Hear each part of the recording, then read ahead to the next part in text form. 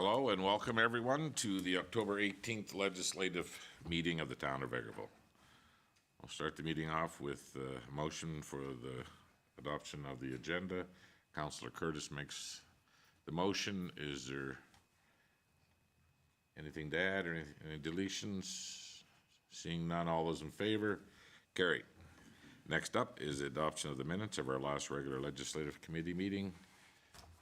I'm looking for a motion. Councillor Warwell makes the motion. Any errors or omissions within those minutes? Seeing none, all those in favor? Carried it. First up, Director Saskew. Thank you, Your Worship. I have here a request from the Vegreville Muslim Association. It's a request for tax forgiveness. So background, Vegreville Muslim Association is a registered not-for-profit place of worship. Prior to the changes to the MGA introduced in 2017 and the change in the Community Organization Property Taxation Exemption Regulation in 2018, municipalities could, by bylaw or resolution, provide tax exemptions for specific nonprofit organizations and or service groups. With the changes in regulation, it is now up to the community organization to make application to the municipality to be considered for the property exemptions. So that was just this year that we had implemented that. The Vegreville Muslim Association has been on title since June 23rd, 2015, and the total taxes paid, less the $740 already refunded to them, amounts to $11,675 since their name has been on title. Taxes incurred since April 24th, 2013 on the same property account for $16,054.93. So I will go into the letter from the Muslim Association next. So that is, I believe, the second attachment. And this is addressed to honorable council members from Muhammad. And he is noting that the Muslim Association is a registered not-for-profit place of worship located at 4932 51st Avenue, Vegreville, Alberta, incorporated April 24th, 2013. We understand that churches and other places of worship are exempt from property tax, and we were so exempted in May of 2021 by issuing a refund of the $740. We were, however, previously being charged and paying property tax since the acquisition of the above-mentioned building. So they are requesting for the full amount since 2013 to be refunded, and I'm just letting you know when their name was actually on title. So before that, I believe they were renting. So the options are available to council now to determine what we'll do with that. And when did this legislation go through? This legislation regarding application in was put into place for this fiscal year. So this will be for 2023 assessments. So the other legislation where we could by bylaw or resolution was the 2017 and 2018. But they never made application for it. No, but that is something that changed this year to make the application, and that's why we changed it, because before that there were people that could fall through the cracks, so to say. So if we weren't aware, the onus used to be on the municipality, and now the onus is on the not-for-profit, basically. So now they have to make application every year, and we process it from there, versus before we identified the ones that we knew, but there were at times ones that slipped through the cracks. So, in your opinion, would you say that the slipping through the cracks was a mistake of the town of Vegreville? It could be an administrative error. It could also fall on our assessor. I don't know exactly where that slip through the cracks occurred. But yes, they were overlooked. Okay. Any comments? Councillor Rudy?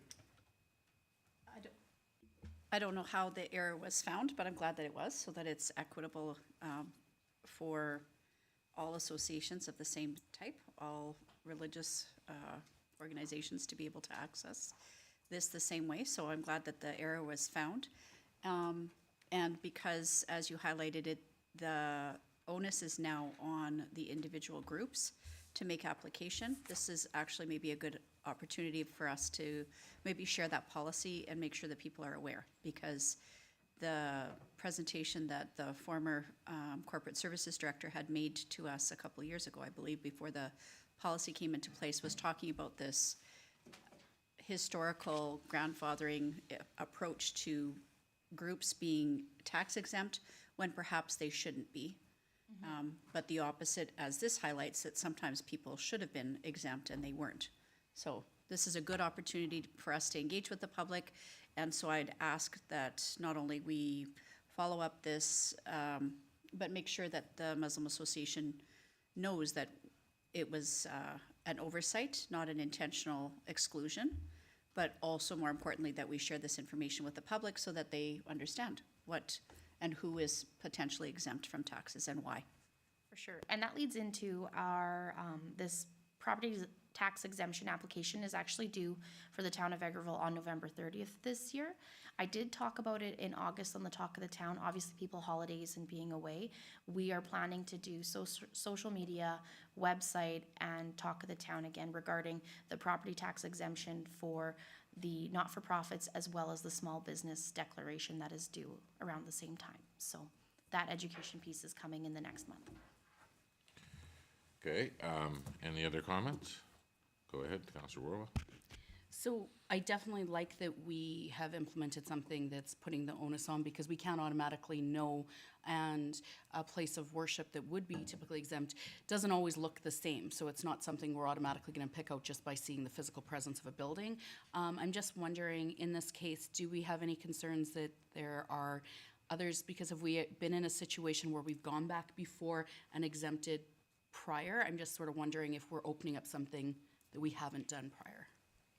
I'm not aware of another exemption going back. The year that we noted the error, we refunded them they were on a pre-authorized payment, so we refunded them their 6 months worth of payments. But I don't know of another time that we've gone backdate for something of this nature. Go ahead, Councillor Curtis. Just a question, does it have any implication whether they were renting or on title? Because we see two different amounts there in the different years. Does that differ if they're on title or if they're renting to the exemption they're allowed to have? Well, through the exemption now, if you're renting versus on title, there's the two means of applications of showing. So like technically the onus would have been on the owner. So for renter, it would have been the actual person that owned the building. But at this point in time, they're asking for the full amount. So the whole time, since they've taken this building over, they have been a nonprofit religious group in that facility. That is correct. So when they took the title over in 2015, the name on the title is Vegreville Muslim Association, and that has what our property tax levies have been going to. So I can confirm that. When they were renting, it did have just the individual owner of the prior. So an individual owner is not a nonprofit.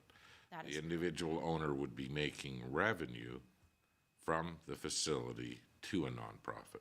They would not be eligible to be tax exempt. I would have to confirm that, but possibly yes. Okay? That would be a little tricky. But no matter what, I mean, this is gonna come up at our next council meeting. And they are a nonprofit religious group that are on title. And we missed, or our assessor missed, that they are a religious group and they should have qualified to be tax exempt all this time. That is correct. Okay, I don't think we need to know much more than that. So I'll bring it back and I will confirm what the process is if they're a renter versus owning the building, and I'll have that clarification with Darcy. Thank you very much. Thank you. Next up, Director Sasky. Thank you. It's gonna feel like Megan's show today. So this is a memorandum regarding Atco franchise fees. So our franchise-free agreement with Atco allows for annual change to the franchise fee percentage. If the town wishes to amend these fees, we must send a request to Atco before November 1st. The letters received from Atco outline the projected fee revenues as of current rates for 2023. Below is a comparison to 2021 and 2022 budget. So the projections for 2023, you can see here, are actually very close to 2022 budget. In the instance of gas, we're slightly less, but actually still significantly higher than 2021. So I am looking for guidance from council as to if we want to go through the process of changing our franchise fees. Okay, thank you. Who wants to start? Councilor Lemke. Your worship, I'm happy with the fees as they stand. Okay. Mr. Berry? I would agree with that. I don't see a particular need to increase them at this time. Okay. So everybody feels with the implication of the carbon tax tripling, that there's gonna see enough residents in town as a hit on their utility bills? Counselor Rudick. So I was gonna say, I certainly don't think we should be increasing them, because that's often been a conversation for this time of year. But one thing that we haven't seen is a link between what we're deciding would be the franchise fee, and I appreciate that Director Saskew has put two options here for us, but we have not, as a council, adopted a philosophy about why we would be charging a certain amount, or what would be driving us to be increasing or potentially decreasing or keeping them the same. So I'm just curious, I don't have an answer for that, but that isn't something we've talked about, because of course there is a larger picture here. I certainly wouldn't want to charge more. I think that people are already starting to feel the bite of increased cost of utilities. And at the same time, this is a good revenue source for the municipality. We need to weigh that out. This is certainly based on usage in some senses, but it is the distribution costs. So I guess I would just put that out there. I don't know that we have an answer, but maybe we need to talk about that.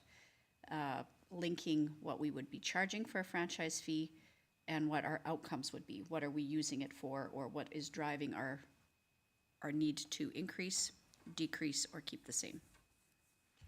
I think in the past, I know that Director Saskew has looked at other municipalities around our size and comparables, and we've seen comparables in the past. Some were lower, some were higher than us.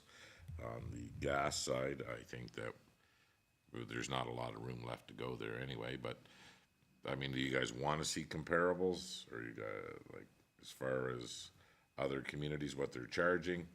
Or do you just feel that we're fine where we're at? And I get the feeling that we're not gonna increase them, so. I see nobody wants to see comparables, which we have in the past, and Director Saskew has that available if you want to see it for the council meeting. If not, Councilor Riddick, you would like to put some strategy together on what, because what we're using it for, I mean. I just think that we're making a decision, I mean, in the absence of a comparable, we're just picking a number. 20% of the maximum. I mean, there is an explanation in the following letters from both Atco Gas and Atco Electric, but we're, as council, making our decision sort of as a arbitrary number. Okay, Councilor Lemko? Yes, Your Worship, you mentioned that Director Saskew has the comparables available. Well, then why not share them, and then at least we'll be able to see what other communities are, if you have them already, if it's not a lot of work. Oh, I have them. Yeah, here. I would like to see them. It's just a very large chart, but I can definitely send them out. Okay, can we have that for, because we can't vote on this today, we're gonna vote it on the council meeting. So if you guys, okay, if she sends them out, you'll have the knowledge and the rest of it before the next council meeting? Yep, they're publicly available on the website. They certainly are. The one other thing I was gonna note, I have shown comparables in the past showing where we're at with user fees, all those different indicators. I know the prior corporate services director and where we were on the chart with user fees and et cetera. I'll bring those back with the most up-to-date numbers to show us where we are in comparison with other similar municipalities. That would be great. So typically, this franchise fees rolls into our general revenue, That is correct. and it's used for snow plowing. Just for all this stuff. Okay, so everybody's good for the council meeting, if that information is available before the meeting, and we'll be voting on this. Okay. Oh, you'll have to leave, sorry.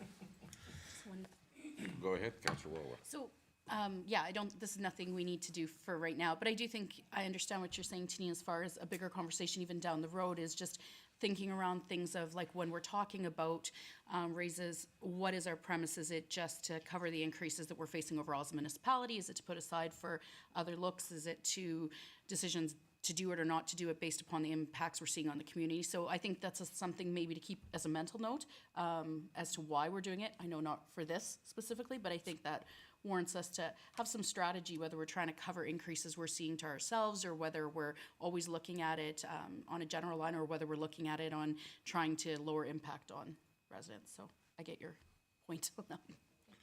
Well, and again, it's hard to have a strategy with the runaway inflation. It's hard to have a strategy when the policing cost is going through the roof. It's hard to have a strategy where you're gonna spend anything other than not trying to hit the taxpayer too hard. I mean, that's our current goal today, is just to try to keep our head above water when it comes to the tax increase because of the cost of operating this town. I mean, operating town is no different than operating your household. We're all seeing the pressures, so. Okay, so we look forward to that. Absolutely.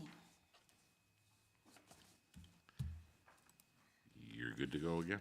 The next one is me as well. So this is regarding the letter that we received a while back regarding the dark section of the street on 58th Ave east of 50th Street, one block. I believe that's by, is it the Manor?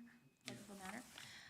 We were instructed from council to get a price on adding the lights, but Atco gave us the new prelim, and they're recommending 3 new streetlights. So the total cost now is looking like $24,556. So Atco is not willing to just put 1 streetlight on. If we are gonna improve the lighting on that section of road, we have to add the recommended 3 that they're proposing. So this is information to council, and administration would like to know if you want us to proceed or work it into the budget, and just any comments or concerns regarding this. Okay, who'd like to start? Well, this is something that's been brought before council before, from the residents there, that it's a very dark area of town. We were trying to get away with 1, but now Atco is trying to triple it up, saying because that's their policy when it comes to spacing or coverage of light. So.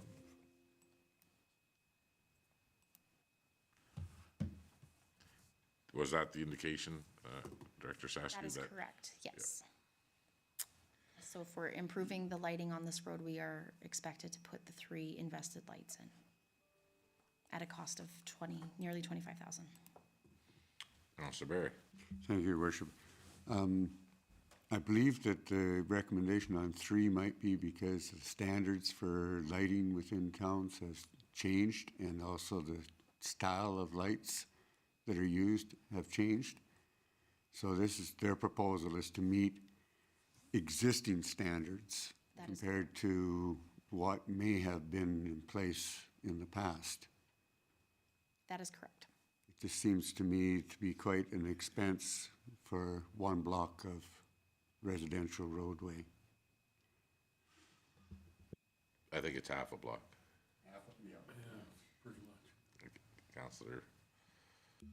So when we had this conversation with Atco previously, they had referenced that they would give a price for this. We'd asked for that. But there's also a feeling, kind of borne across the table here, as well as people in the community that feel that the lighting is not sufficient, that it's, sort of a historic determination of where there are lights, where there should be lights. And I think any of us that are walking at night can tell that there are some areas that are very dark. So would you say that this is an accurate capture of what we would be seeing moving forward? Because this is a particularly dark corner, but there are other dark corners in the town. So I think the challenge there again is I would want to have a strategy, and we can't really have a strategy unless we did an inventory. And that came with a cost, right? Can you remind me if there was a cost for the inventory? Are we referring to the study where they would highlight areas of town that are dark? Yeah. So Atco told us it was basically, we had to pick a section of town and then they would do a study on that one section. They weren't willing to do a full town-wide.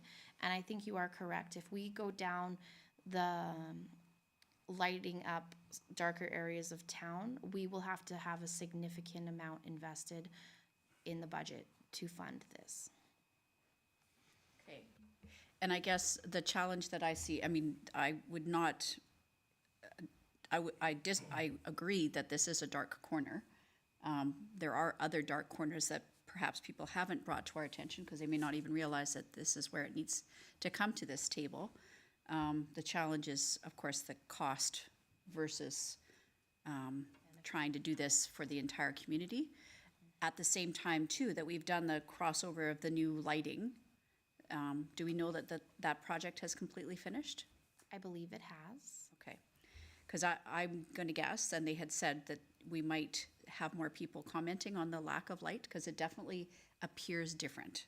So even areas that seemed brighter before seem less illuminated just because of the way that the light doesn't shoot up anymore, it shoots down.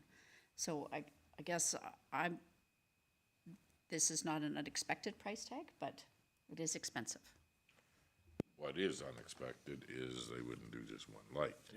So to bring it up to code, so I mean, I would imagine if we started taking section by section of town, and especially the older part of town, where the lights are nowhere near this code, we could probably look at probably somewhere around 45 to 50 new lights. Invested lights, not non-invested. Go ahead. And that was the old cautionary that I was just gonna say, I know our point is always to make a decision based upon the information, having good information, but if we remember with them, there was a difference between if they came in and assessed an area, then when we need an improvement in that area, we would be needing to go based upon what would be considered their light assessment. Versus if we don't go and assess an area and a light goes down, they can replace the light, I believe was the understanding. So that is the only reason I'd say, while I always want more information, cautiously, because this is a big project. Go ahead. So the other part of it, and I appreciate you bringing that part of the conversation with Atco forward too, is that we do need to think about this strategically, because if we're planning on deliberately and intentionally growing, we also have to manage the growth that we have currently. I don't think we've ever had this as part of our inventory of things that we think about.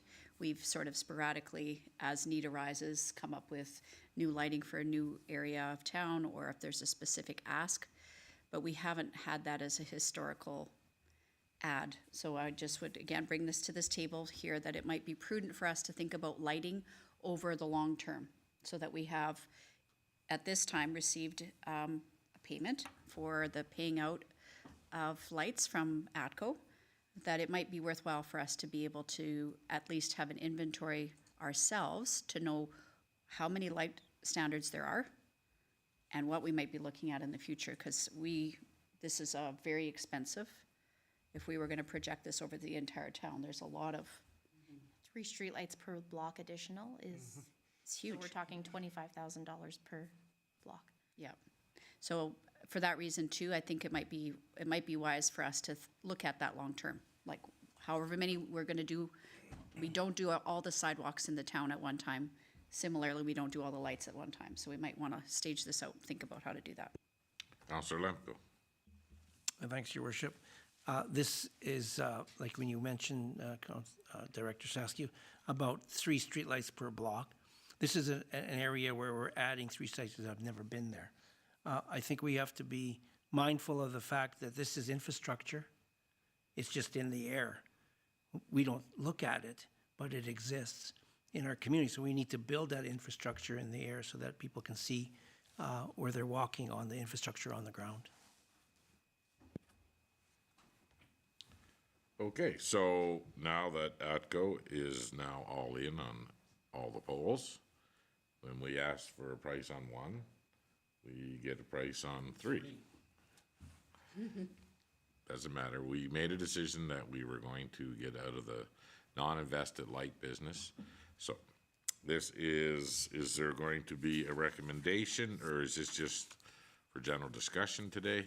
This is just for general discussion today. Director Lefebvre brought this to my attention before he went. Okay, so there's what we were looking at, to put 1 street light in at the corner over there, because we identified it as a problem spot, that it was dark. So does anybody want to bring this back to a council meeting for a decision. Go ahead, Councilor Lemko. Your worship, I would like to see the discussion with Director Lefebvre regarding the 1 versus 3 streetlights. You know, I think we're in the business of buying services, and we're asking for 1. We didn't ask for 3, so I would go back to Atco and say, we want 1 light, not 3. Okay, so if we could, for our next meeting, Director Lefebvre could give us some insight on why it went from 1 to 3. Okay. Any other questions for Director Saskia?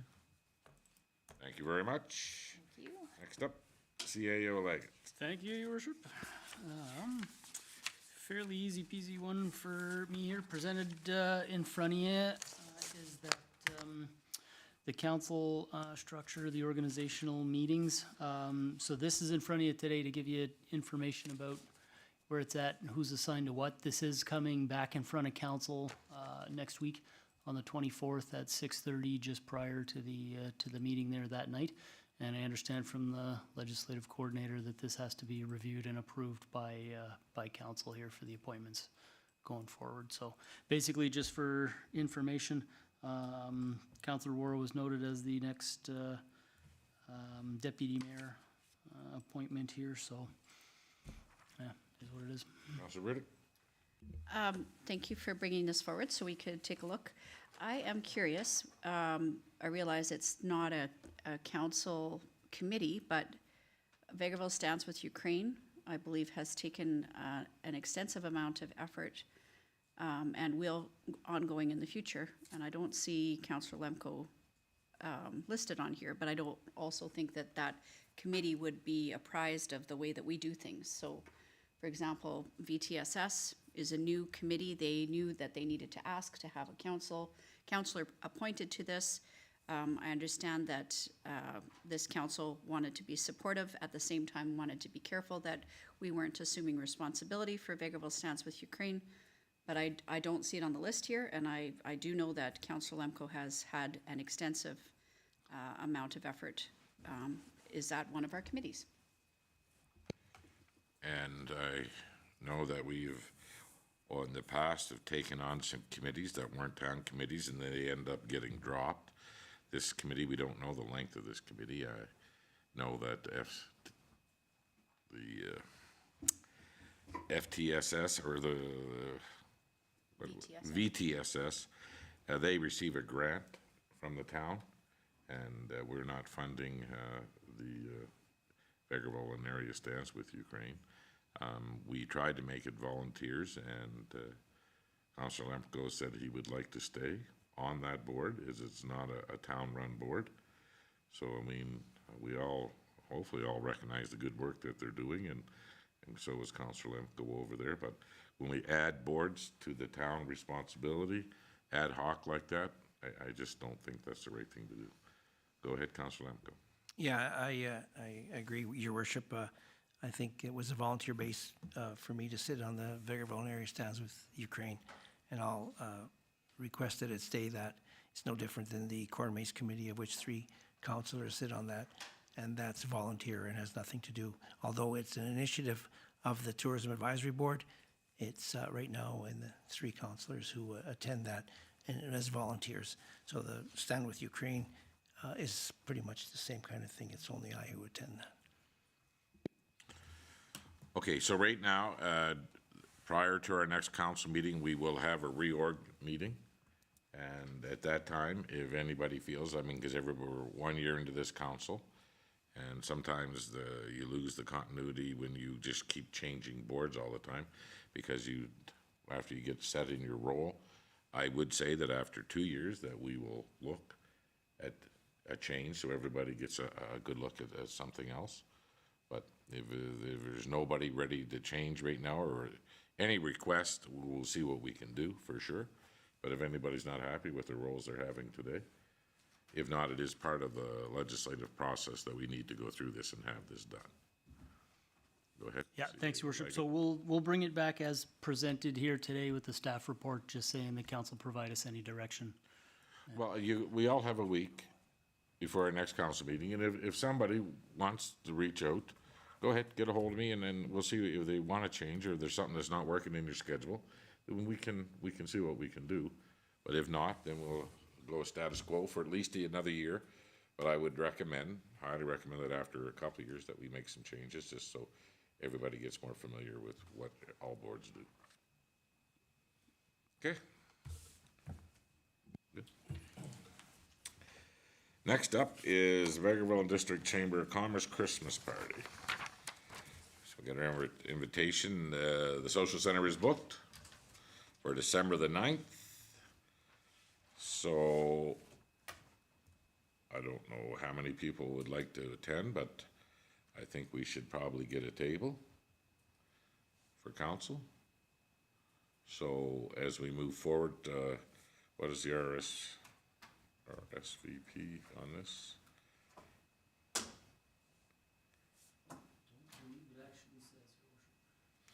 Okay, table of 8 is 640. So I would imagine within the legislative budget, there is money for council. If we would like to bring a significant other, we would pay for that on our own. So if you could please let Sandra know within the next week or so, and then she'll book accordingly. Okay? Next up is roundtable discussion. How are we doing for time? We're doing really good. So I never ever go with the way that you guys have them written down here, and I'm probably not gonna change. So we'll start with Councillor Barry.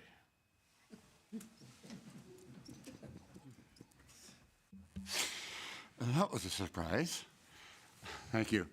The only thing that came up was in today's meeting of the attention and Retraction? Okay, I'll start again. Yeah. Our doctor's meeting. Yeah. We were wondering if we couldn't get a gift bag for the new doctor that has come in is bringing his family here at Christmas time, or in the month of December, I believe it is. And we were looking at trying to provide some interest and entertainment to his family to possibly encourage them to consider relocating here sometime in the future. And one of the requests of town is, could we give them a pool pass, recreational pass? They suggested a week, but I'm not certain just what week that would be yet. But I mean, if we could give a family pass so that when they are here, they'd be able to take in that facility and see what it's like, and then maybe some other swag if we have it, just to join in with some of the other things that could be done in order to, I believe it's Dr. Fiat. I'm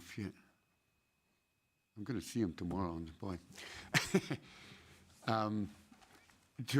just to provide something for his family when they come and visit the town. So,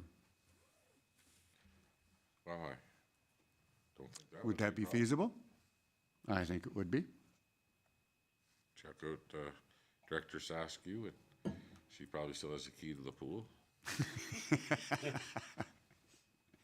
I'll, when we get some more information, I'll pass it on to administration so that we can make some arrangements. Thank you. Councillor Bullock. Okay, two things this week that came up. Citizen concerns came to me. Two phone calls, in fact. One was regarding cats, and I simply directed them to the website to look at the animal control bylaw, and then follow from there as in contacting town. So that's where that ended on that one. The other one was more I was contacted by this person before and contacted again. And it was regarding some issues with a neighbor and with barking dogs and other stuff that's going on in the neighborhood. And she says she has reached out previously, but she has reached out again, she says. And I told her to reassure her to, I directed her in the website where she could go put through, there's that request for service. That's about the only place where you could probably put a complaint online from what you can see. And so supposedly that's gonna go that way and stuff. And she said she had reached out to bylaw and hasn't got any responses. So I just said, well, just follow up and go that way. And then furthermore, to contact her CEO if there's nothing resolved. Can I leave it at that for now? Murph? Not going until you go, 'cause you could jump over there, I don't know. I guess I'm just bringing, because I got a couple phone calls, and I'm just wondering if we have something in place or what it would be. There were 3 calls about the same thing, but just in different scenarios. So it does appear that we have somebody who has been standing looking for help. They've been both on the corner, quite noticeably by the Walmart, standing at times with signs. And they've also approached a couple different people in Walmart where they came up to them with a full cart and then said, I don't have money, and asking if they could pay for their stuff. I know this is a huge issue to unpack. I'm just wondering at this time, because I understand as a town, we can't handle that. I just want to know what our process would be. Like, do we have anything in place, and whereas a bylaw officer would go up to somebody, for example, that was on the side of a road and then direct them to our FCSS? And I'm just kind of wondering what we have in place, because I wasn't able to really answer the question at the time. And I just know in our conversation when I was with Councillor Curtis, and we had some talks with some reps from shelters and stuff, and they talked to us about that a community of our size cannot necessarily take on the resources of dealing with, but what they need to do is be able to get them to a place that identifies if this is a person from our town, or if this is a person this is a stop and they've been pushed to here. But that first thing is, how do we get them to a spot like the FCSS where we'd find out where they're from and what the scenario is. So I just kind of wondered if there is anything in place, if that is something a bylaw officer would look at. I didn't know how to answer the question when it came to me. And I got 2 very different takes when I was approached by the 2 people were exactly the same. One was different. One said they had seen it as a concern on social media, but also had driven by and seen the person, were very concerned for the person themselves. The other complaint was from somebody that was quite upset by the way they personally felt they were approached. And of course I didn't see it, so I don't know, but just the reiteration to me was that they were approached in the Walmart by the lady who came up to them and said, I don't have money, you have to pay for this. In the cart was not just food, and it wasn't just clothing either for herself or warm clothing. It was shirts and whatnot like we would have as well. And that when the person said, I'm sorry, I can't, they went to another person, and then apparently the lady, I was told, kind of yelled at the young guy that she went to who said, I'm sorry, I don't have any money. Again, I don't know that's the scenario, it's just reiterated to me, but I'm just kind of wondering what our situation would be theoretically if we saw somebody on the side of the road with a sign. Is there something we would do? Would we send a bylaw officer? And I'm sorry, that's a huge question, I get it. Do we have a panhandling bylaw? Go ahead, CAO. there. Thanks, Your Worship. So I think 2 slightly separate issues there, although same potential root cause. Certainly anything happening inside a Walmart, the municipality can't police, enforce. It would be up to the Walmart staff and their own internal security to deal with that if there was somebody calling or causing a disturbance. If it got bad, the owners or staff of Walmart can always call the RCMP to deal with an irate resident or patron, whatever that may be. I'm going to have to look into the panhandling side of it. I don't know if we have anything on the books from a panhandling standpoint. So leave that with me for a week or so here, and I should be able to get back to you with some. You know the message that she's asking. Do we have anything in place there, or we could offer some assistance? Because lots of times, I would say majority of times, people that choose that style of raising money are on their own, and they don't really ask for help. Yeah. But how do we approach it as a municipality? If municipal bylaw rolls up on them, what's the first thing they're going to offer, I guess? Yeah, and that was absolutely, because I mean, in every scenario, and I'm not saying this one, it's just there's times where we want to help identify if it's a person from here, and we also want to identify why in a way they're in that situation. Are they in that situation because they're trying to escape something, in which case we might be able to offer them information on protective type of services? Or I'm not necessarily suggesting that we suddenly house a role, but I just wanted to know what we would do, or would it be fair to have said to a resident, you could call it to bylaw? I didn't even know if that would be, so yeah, if you could check, that'd be great. And even, you know, that one, depending on the location that the individual's doing those activities, it might even be a provincial matter, because if it's on the Highway 16 or 16A corridor, that's provincially enforced, right? So whether or not the province has any rules or regulations about pedestrians, you know, going into traffic to do any of that stuff, I'll have to do a little bit of digging on it and find out, yeah. That's good. Counselor Rudy. Well, I've got a couple questions. I had one asking from public how they can participate in our budget process. I said they're welcome to watch when we are at a point to go past our consultation workshop phase, but they were curious about whether or not we had any kind of interaction with the public to be able to have their budget input. And I said, we've talked about that in the past, but we don't currently have that. I thought we did. It's called an election. Yeah, well, that would be one method, sure. So, sorry, do you want me to, I've got 4 things, but I can, Whoa. I know, I got a couple. Go I was ahead. just going to jump in there, Your Worship, just respectfully, Councillor Rudick, any of the public budget meetings are fully open to the public, so feel free to invite those members in for those scheduled meetings. They're welcome to be a part of the gallery. I think they were more looking, and, Input yeah, type I think they were phases. more looking because Gotcha. they are from outside of our community, they're new to the community, and they are familiar with other communities that have a bit of a process to be able to feed in ideas from the community as whatever the theme might be, like if we're looking for tourism initiatives or what, pardon me, what roads they think are the most important ones, et cetera. Yeah, So gotcha. we don't really have that process. I suppose they can join a committee in town here. They could. They could. Actually, maybe I'll go to that next item. Had somebody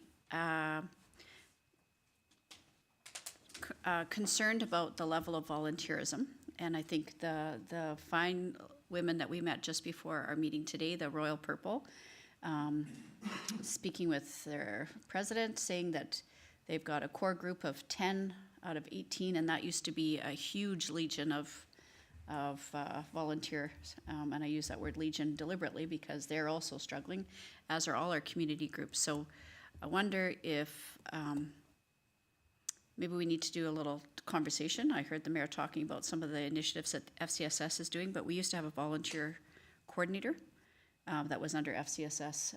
And we've had the unfortunate incidents over the last couple of years where we've had COVID, people haven't been able to volunteer, people have changed their focus, as well as some of our volunteers have just turned into they're 90 years old. So just putting that forward as a concern of a young person who's volunteering and completely overwhelmed by the lack of assistance that they're having with a long-standing group that they can barely keep afloat. Question from public asking about Full Throttle, that it is still standing there. I imagine that there's a long process to go through, but they're concerned about the visibility of such a disaster. There are other places that are also burnt and not taken care of yet, but not as visible. So that was a concern. And the last piece I have is a good news. The Centennial Library had a hiring process.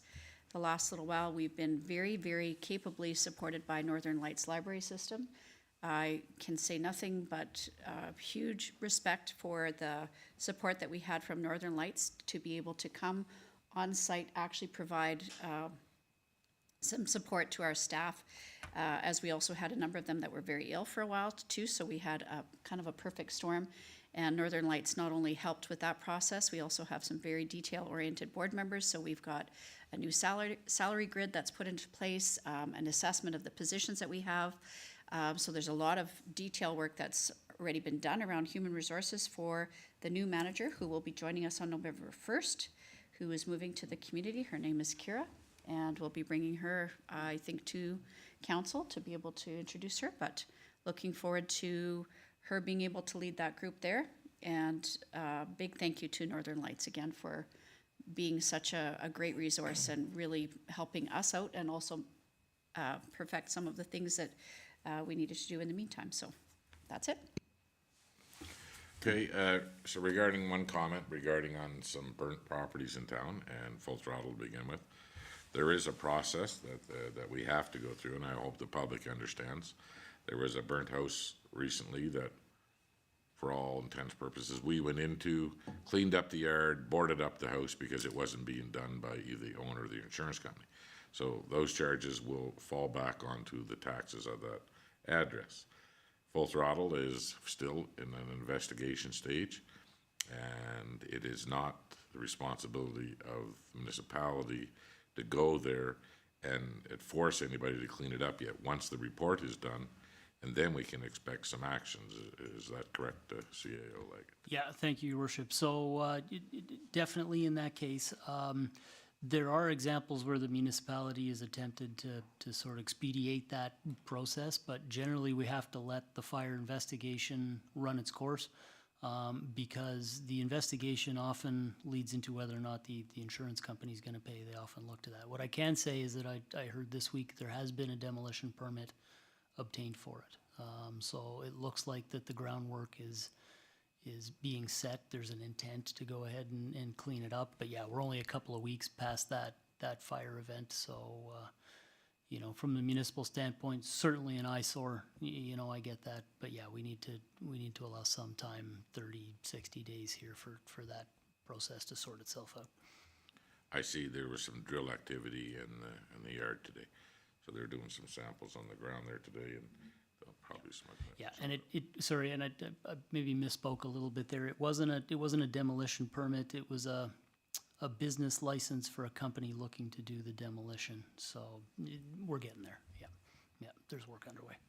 But just as long as the public knows, it's just something that we cannot do at will. We just can't go in and force something with this until everything's done. Yeah, and on the residential properties, certainly, because, you know, there's definitely an established process there. We're dealing with someone's home, so we've got to go through that legislative process to offer them the chance to either fix it or do something with it. And, you know, we can't even necessarily make that determination that it's unsalvageable, right? It's up to the owner to do it, but once a reasonable amount of time has lapsed, then yeah, we can start to step in with some more rigid enforcement. I wish there was a few more tools out there available to us when it comes to some of these properties, but we need to play within the legislation. So, thank you. Councilor Curtis.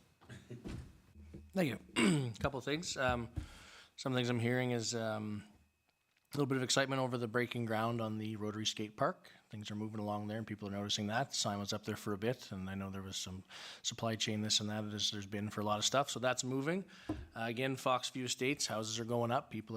My friends and people I know are taking pictures and saying, look at this, things are moving along, which is great, because I'm sure, you know, if we get some families in there, we'll also open up some other properties in town to be rented or sold, so that's going to help with the housing here.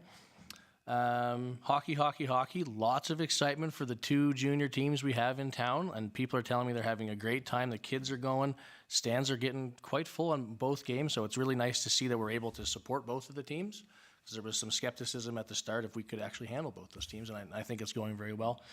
And I know it's not my thing, but the corn maze is over, and just thank you very much to the 3 councillors here, Councillor Berry, Councillor Bullock, and Councillor Lemko. All the effort put into that. Lots of people came to this town to see it. It was a great event.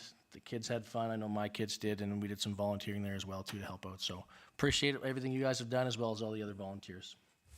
That's what I got. Thank you very much. Councillor Lemko. I have a couple items, Your Worship, and to tail off the corn maze, kudos to all the service clubs, the volunteers from the community who came out to support the Corn Maze Committee and their endeavors to create another fantastic event for people of the community and also those traveling here for that. Without their help, volunteering, nothing would have ever happened out there. So kudos to them, kudos to all the volunteers, and kudos to Community Services and Recreation Coordinator Anyalanko to keep us in the know and to facilitate that whole process as we go about that. Second, I want to extend another thank you to our volunteer fire department. Once again, last Friday in a wind storm, blowing things around, they had a couple calls, one to a fully involved structure fire. And kudos to them, that's 10 o'clock at night. They were there, and if you drove by the building fast enough, you wouldn't even know it was on fire. So kudos to save a structure and the surrounding houses, even though it's probably, the attic's probably gone, but still, it's standing on four walls. So kudos to the fire department. We're very fortunate in this community to have the volunteers jumping on the trucks and coming out to keep our community safe. We've had a lot of fires, get you, so you guys had a lot of practice, but regardless of that, good job to the fire department. That's all I got.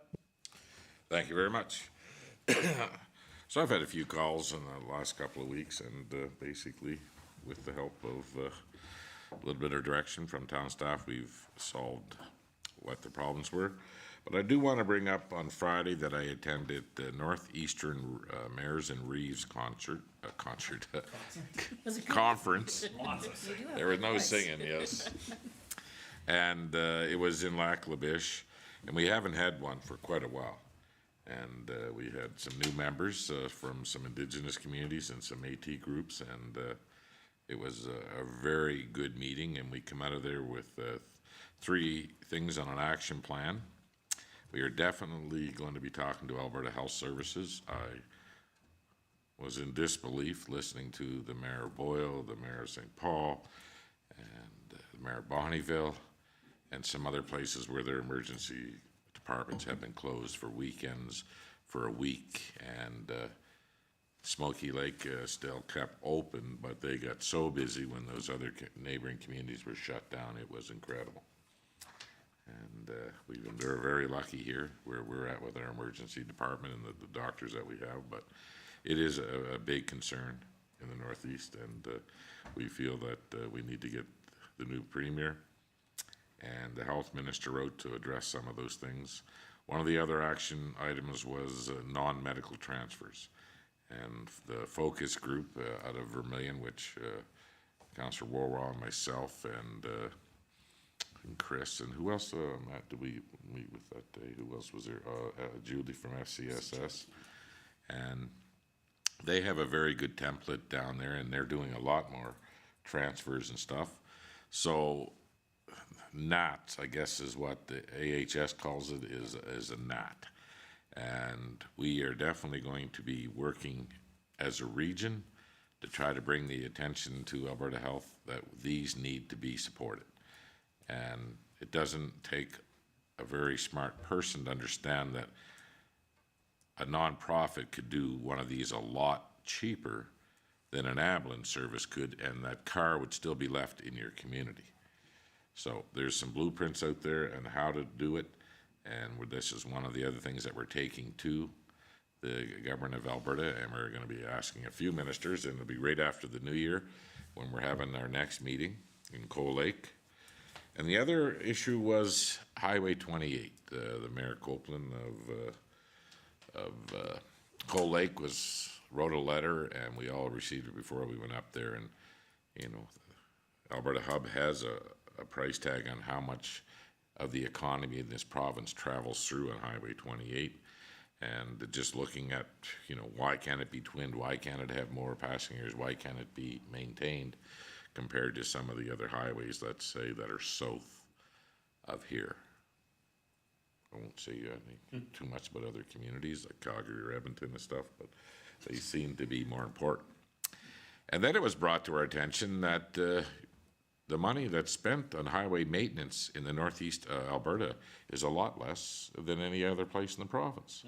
So we are lobbying as a group we'd like to see 500 million over the next couple of years spent on the highway systems in northeastern Alberta. So we're going with a common approach and with problems that are in all of our communities.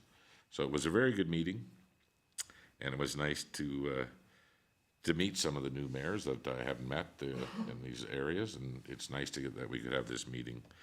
And we are definitely gonna be having a lot more, and we're gonna expect the attendance of all of our MLAs at these meetings. We're gonna give them lots of time. We looked at the schedule of the legislative assembly, and we know when they're meeting and when they're not, and we are gonna give them lots of time, and the ministers that we're looking for had better show up, because we represent a very large population of voters and rural ridings, and somehow that rural Alberta has missed the love, so we just want to make sure that they understand where we're coming from, so.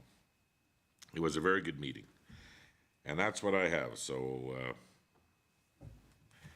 next we move on to director's highlights, and we'll start with Director Saskew. Thank you, Worship. I have the monthly report for the Canada-Alberta Investing in Canada program, so ISIP, has been submitted. September 22 claim was for a total of $174,849 for ISIP, $58,281 for STIP, MSI, and town portion respectively. We have also had one application to our non-residential development incentive program. So this program allows for a one-time tax cancellation up to $25,000 per qualified development, with qualification based on the increased in assessed value of the property. So the applicant actually was awarded the full $25,000 based on the improvements completed, and a formal presentation will commence once the next payables run is complete. So that should be at the end of next week. Excellent. So very exciting. And this was a budgeted amount, so Excellent. that's all I have. Anybody have any questions for Director? Oh, Sorry. go ahead. Just so that our public is aware, the non-resident application is obvious when they do a business or a building application, but how do business owners access this? So it is available on our website. We also, just based on building permits, we have been reaching out to these properties that have had increase in assessment over $50,000. So that's how you have to qualify, and to get the full $25,000, I think it's close to $1 million improvement that you need.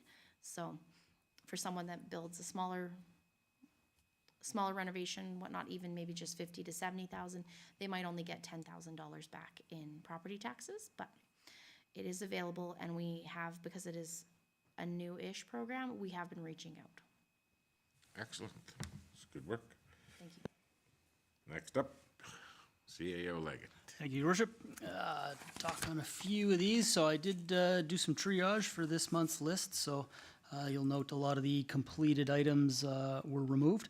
I'd like to talk about project number 40 here, the BMX pump track. I've spoken to the contractor recently here yesterday, and it looks like they're needing to change the timeline here to November. They've picked up some water and sewer work that's time sensitive and frost sensitive, so just letting you guys know they're still committed to doing it, but we're pushing it back a little bit. Number 67, the install new highway signs. Just want to have an open-ended, easy peasy discussion here. I have a meeting set for Thursday, I believe, with the contractor to do it, as well as a couple of our staff. We're just looking to confirm that council wants the signs in the same location that they are now, or same general location. We need to nail that down for the application permit for the highways there for Ministry of Transportation. So just want to make sure that that's sort of the vision and what we're thinking, and we can take it from there. So everybody knows where the signs are on the east and the west end of town? So is everybody's fine with that? That's close enough to town? It's not too close that somebody wouldn't read it and then not have time to make a decision? Good where they are. Yeah. And we'll find out, is it our responsibility? I Yeah. guess it is, right? Yeah, I'll double Tear down check the on old that. one. Yeah, I can't remember if that was in the contract or not, but it's the contractor's responsibility to get the permit to do the new signs there, but I'll double check on the tear down. And any site prep would probably be in the contract. Yeah. Okay, so we'll just be involved in taking the old one down. I'll just have to double check the language on that piece. So if we can remove them and put them at the museum in the back for now, it would be pretty good.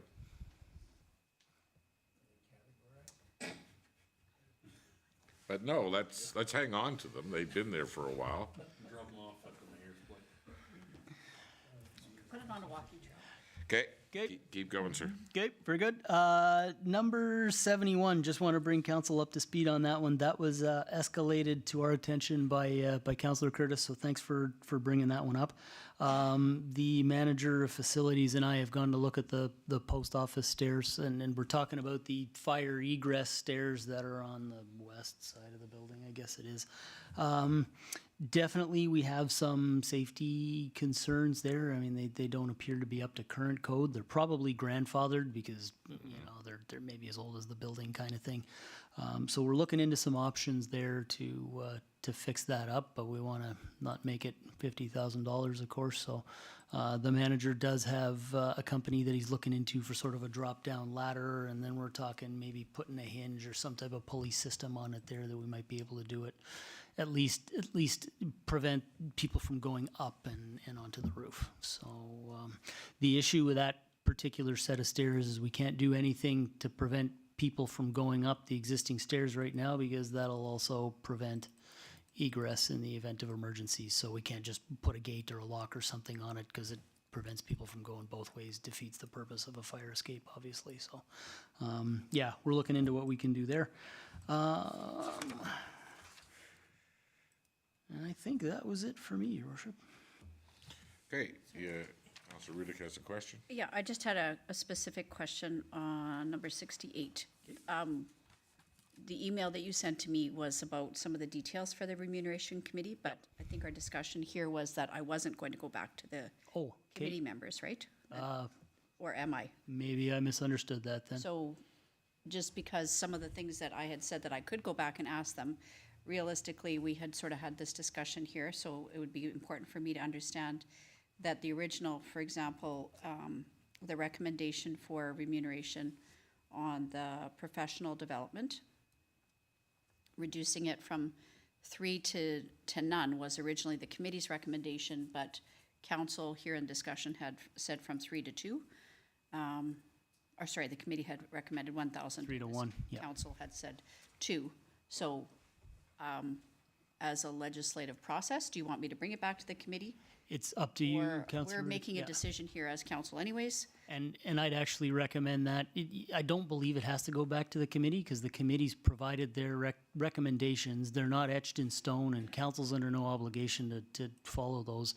If you guys feel something different is warranted or preferable, I think it's probably fine to have just council make that decision, and away we go. So do you want me to just draft up a new report then with those? Well, that was my feeling after the discussion that we had, is that I'd suggested that as a possibility, but I think probably, I'm sorry, I didn't have time to answer your email, but probably good to capture that here so that we know. Sure, I think the only thing that we were struggling with at the end was what the term was gonna be. Was it gonna be personal development? Because we knew that some of that was gonna be in there, but it was also to cover like conferences on your boards.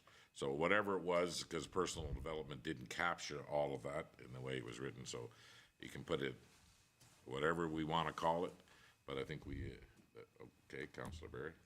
Yeah, I think that terminology can be straightened out, but my suggestion would be that we don't need to go back to our committee, but it might be appropriate to let them know the changes that council made and why.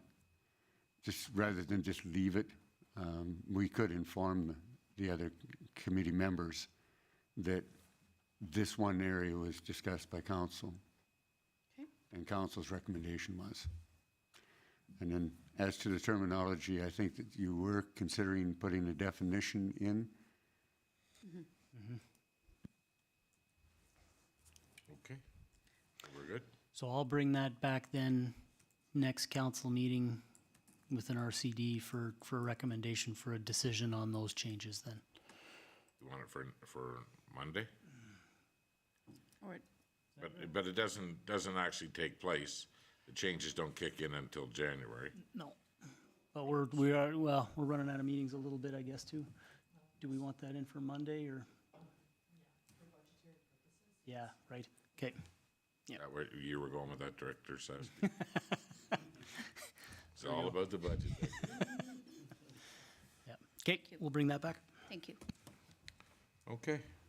So is there any other business of council that we need to discuss? Seeing none, we do have one closed session item that we need to talk about, and disclosure harmful to the economic and other interest of a public body. So at this time, I will take a motion to go into closed session. Councillor Bullock makes the motion. All those in favor? Carried.